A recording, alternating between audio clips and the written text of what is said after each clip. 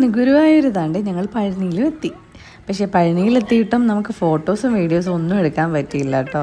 അതായത് പഴനിമല കയറുന്നതിൻ്റെ ഇവിടെ വന്ന് നമ്മൾ കുളിച്ചെല്ലാം പഴനിമല കയറാമെന്ന് കരുതിയിട്ട് പോയപ്പോൾ തന്നെ ജിനോണ്ട് എന്തൊക്കെ പറഞ്ഞു, ഇവിടെ ഫോണൊന്നും യൂസ് ചെയ്യാൻ പറ്റില്ല കേട്ടോ, സോ ഫോണൊക്കെ റൂമിൽ വെച്ചിട്ട് വന്നാൽ മതിയെന്ന്.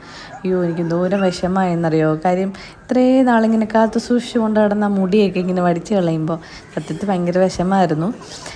ഒരു 6 മാസത്തിൽ പോയി മുടി കളയേണ്ടതായിരുന്നു. അങ്ങനെയാണെങ്കിൽ ഇപ്പോൾ മുടി വന്നേനെ എന്നൊക്കെ വിചാരിച്ചു കേട്ടോ. കുഞ്ഞുങ്ങളുടെ മുടി കളയുമ്പോൾ ഇത്രയും വിഷമം ഉണ്ടാവുമെന്ന് എനിക്കറിയത്തില്ലായിരുന്നു. ഏതായാലും പോട്ടെ, മുടിയല്ലേ വളരും. ഞാൻ ഒരു ബ്യൂട്ടീഷ്യനായിട്ട് എത്ര പേരുടെ മുടിയാണ് ഒരു ദിവസം കട്ട് ചെയ്ത് കളയുന്നത്. അപ്പോഴൊന്നും എനിക്ക് വിഷമം ഉണ്ടായിട്ടില്ല. പക്ഷേ സീരിയസ്ലി മുടി വെട്ടാൻ വരുന്നവരുടെയൊക്കെ ഞാൻ മാക്സിമം കുറച്ചാണ് വെട്ടി കൊടുക്കുക. അല്ലെന്നുണ്ടെങ്കിൽ മാക്സിമം കുറച്ച് വെട്ടിയാൽ മതി, അല്ലെങ്കിൽ എന്തിനാ ഇത്രയും ഇങ്ങനെ വെട്ടി കളയുന്നതെന്നൊക്കെ ഞാൻ ചോദിക്കാറുണ്ട് കേട്ടോ.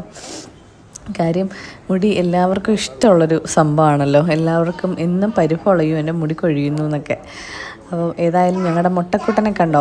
അപ്പോൾ മുടിയൊന്നും പോയത് അറിഞ്ഞിട്ടില്ല. അറിയാണ്ട് ഇങ്ങനെ കണ്ണാടിയിലൊക്കെ നോക്കിയിട്ട് വാവാന്ന് പറയുന്നുണ്ടായിരുന്നു. അതിനു മുമ്പ് വരെ ഇതാരാന്ന് ചോദിക്കുമ്പോൾ ഞാനാന്ന് പറയുന്ന ആൾ ഇപ്പോൾ കണ്ണാടി കാണിക്കുമ്പം വാവയാന്നാണ് പറയുന്നത്. വേറെ ഏതോ വാവയാന്നാന്ന് തോന്നുന്നു അവൻ വിചാരിച്ചിരിക്കുന്നത്.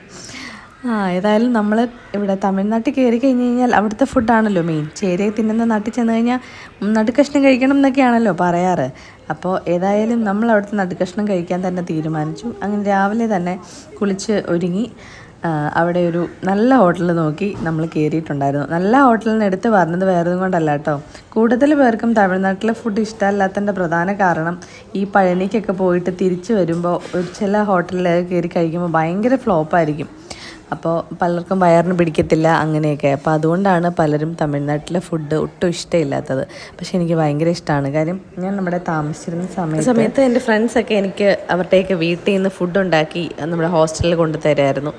അപ്പോൾ അതുകൊണ്ട് എനിക്ക് അവരുടെ ഒരു ഹോംലി ഫുഡിൻ്റെ ആ ഒരു ടേസ്റ്റ് പക്ക മനസ്സിലായിട്ടുള്ളത് കൊണ്ട് എനിക്ക് അവിടുത്തെ ഫുഡൊക്കെ ഭയങ്കര ഇഷ്ടമാണ്. പ്രത്യേകിച്ച് അവിടുത്തെ പൊങ്കൽ, അവിടുത്തെ ബിരിയാണി ഒക്കെ ഭയങ്കര ഇഷ്ടമാണ്, തൈര് സാദം ഒക്കെ. അപ്പോൾ ഫുഡ് നല്ല രീതിക്ക് എക്സ്പ്ലോർ ചെയ്യണം എന്നൊക്കെ വിചാരിച്ചിട്ടാണ് പോയത്. പക്ഷേ നമ്മൾ ഒരുപാട് നേരം ഒന്നും പഴനിയിൽ, അതായത് ആ ഒരു 1 ഡേ നമ്മൾ കയറിയിട്ട് പിന്നെ ഇറങ്ങി രാവിലത്തെ ബ്രേക്ക്ഫാസ്റ്റും കഴിഞ്ഞിട്ട് നെക്സ്റ്റ് ഡെസ്റ്റിനേഷനിലേക്ക് വിടാമെന്ന് വിചാരിച്ചു. അപ്പോൾ നമ്മുടെ നെക്സ്റ്റ് ഡെസ്റ്റിനേഷൻ എന്ന് പറയുന്നത് അടുത്ത വീഡിയോയിൽ കാണാം.